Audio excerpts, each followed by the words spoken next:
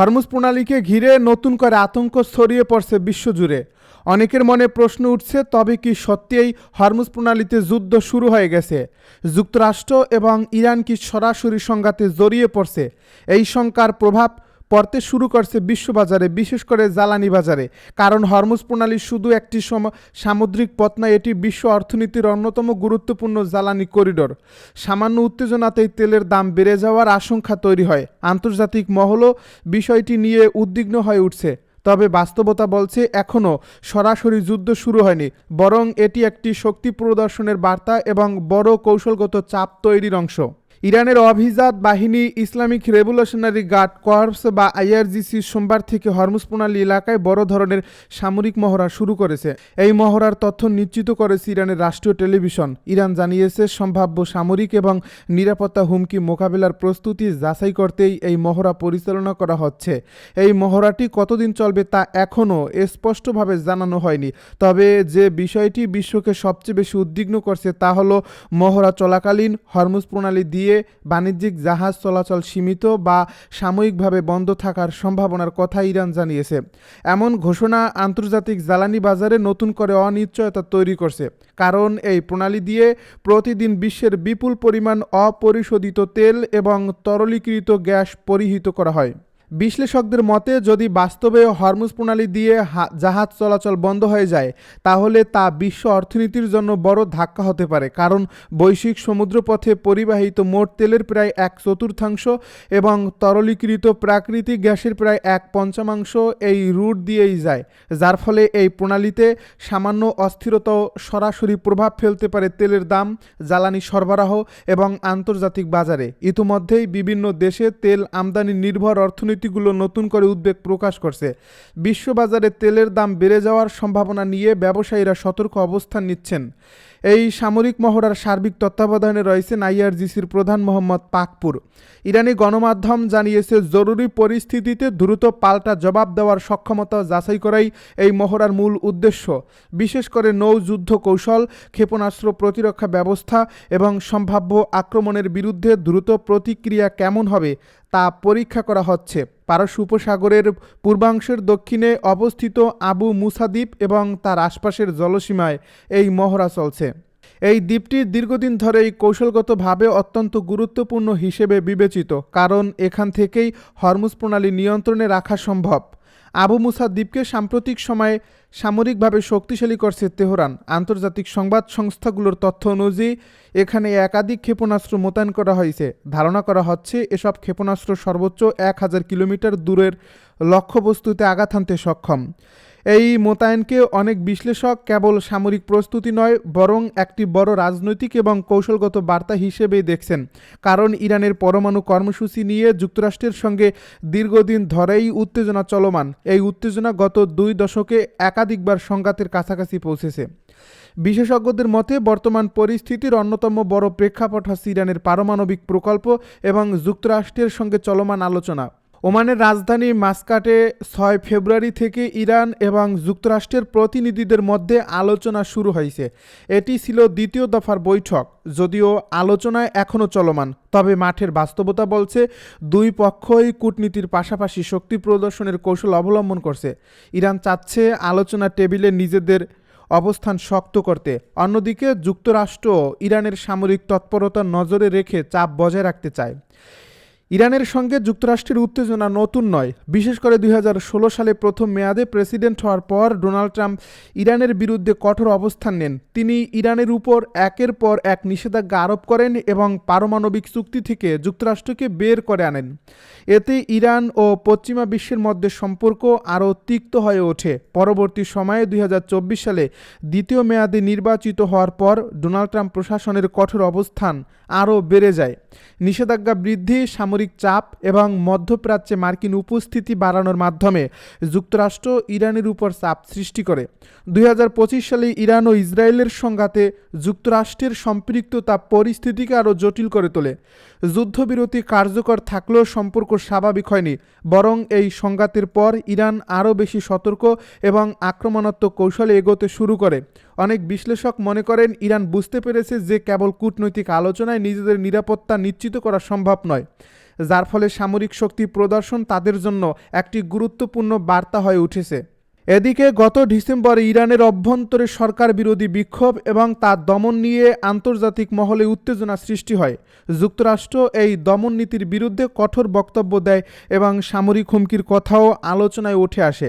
যদিও পরবর্তীতে পরিস্থিতি কিছুটা শান্ত হয়, তবে বাস্তবে উত্তেজনা কমেনি, কারণ ইরানের অভ্যন্তরীণ রাজনৈতিক অস্থিরতা এবং আন্তর্জাতিক নিষেধাজ্ঞা দেশটির নেতৃত্বকে আরও কঠোর সিদ্ধান্ত নিতে বাধ্য করছে।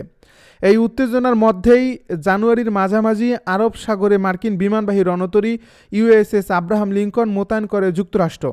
বর্তমানে আরব সাগর, লোহিত সাগর, পারস্য উপসাগর এবং হরমুজ এলাকায় মার্কিন নৌবাহিনীর শক্তিশালী উপস্থিতি রয়েছে। যুক্তরাষ্ট্র বলছে তাদের এই উপস্থিতির লক্ষ্য হল সমুদ্রপথে নিরাপত্তা নিশ্চিত করা এবং মিত্র দেশগুলোর বাণিজ্যিক জাহাজ চলাচল স্বাভাবিক রাখা। তবে ইরান এটিকে সরাসরি উস্কানি হিসেবেই দেখছে, যার ফলে দুই পক্ষের সামরিক উপস্থিতি একই অঞ্চলে বেড়ে যাওয়ায় সংঘাতের ঝুঁকিও বাড়ছে। মধ্যপ্রাচ্যের আকাশে যুদ্ধের যে কালো মেঘ ধীরে ধীরে ঘনিয়ে উঠছে, তা ছত্রভঙ্গ করতে এবার বড় ধরনের কৌশলগত প্রস্তুতি নিচ্ছে চীন। এমনই এক চাঞ্চল্যকর খবর আন্তর্জাতিক মহলে আলোচনার ঝড় তুলেছে। বিভিন্ন সূত্রের দাবি, চীন নাকি ইরানকে তার অত্যাধুনিক হাইপারসনিক ক্ষেপণাস্ত্র প্রযুক্তি সরবরাহ করতে পারে। যদি এই তথ্য সত্যি হয়, তাহলে মধ্যপ্রাচ্যের সামরিক মানচিত্র একেবারে নতুন করে আঁকা হতে পারে।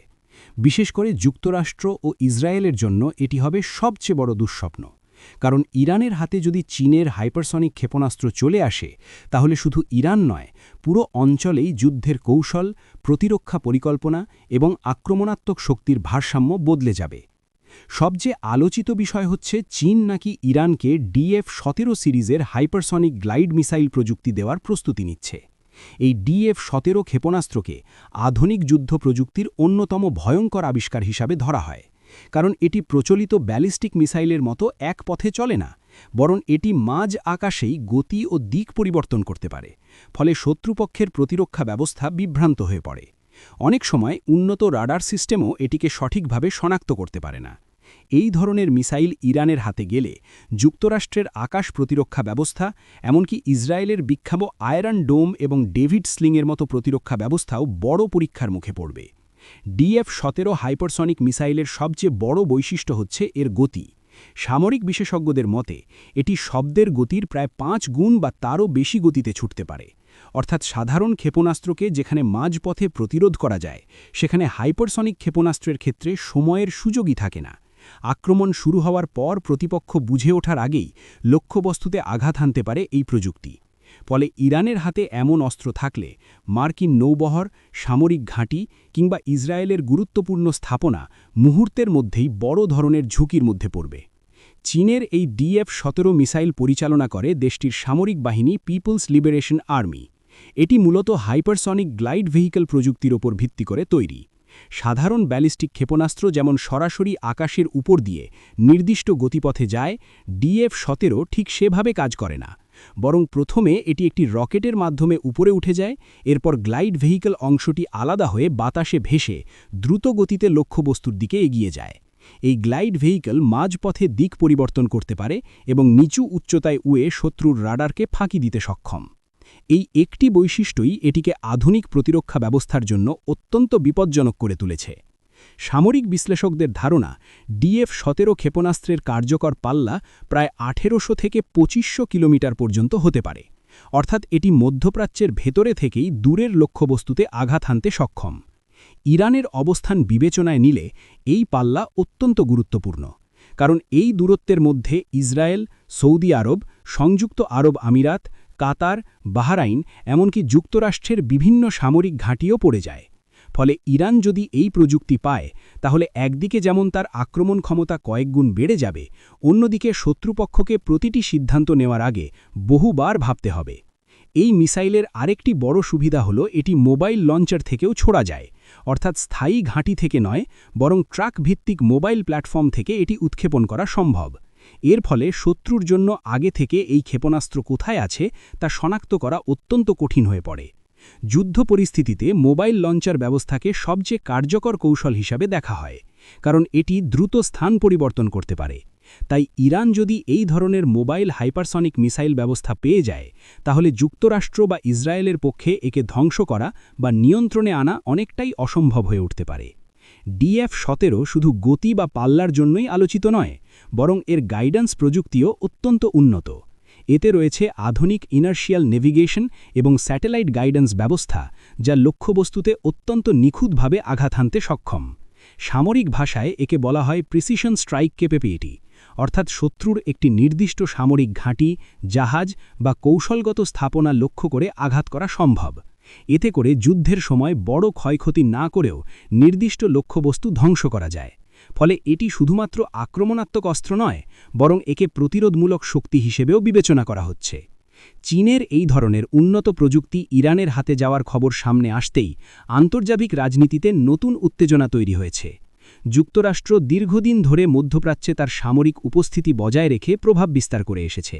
একই সঙ্গে ইসরায়েলকে সামরিকভাবে শক্তিশালী করে এই অঞ্চলে নিজেদের আধিপত্য ধরে রাখার চেষ্টা করেছে ওয়াশিংটন। কিন্তু ইরান যদি চীনের সহায়তায় হাইপারসনিক মিসাইল প্রযুক্তি পেয়ে যায় তাহলে যুক্তরাষ্ট্রের সামরিক পরিকল্পনা বড় ধাক্কা খেতে পারে। কারণ এই প্রযুক্তি এমন এক স্তরের যুদ্ধ ক্ষমতা যা শুধুমাত্র বড় শক্তিধর দেশগুলোই নিয়ন্ত্রণ করে।